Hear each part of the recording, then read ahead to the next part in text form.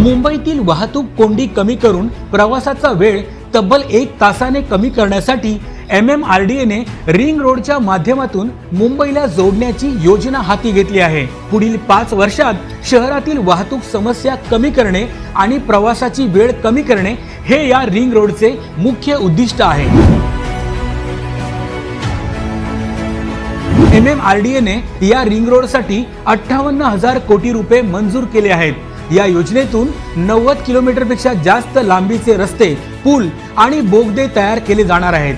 हे सर्व रस्ते मुंबई शहराला बाहेरील बाजूनी जोडतील आणि मुंबईतील उपनगरांना देखील मोठी कनेक्टिव्हिटी मिळेल। रिंग रोडमुळे उत्तरेकडे गुजरात आणि दक्षिणेकडे कोकण आणि पश्चिम महाराष्ट्रापर्यंतचा मुंबईकरांचा प्रवास सुलभ होणार आहे।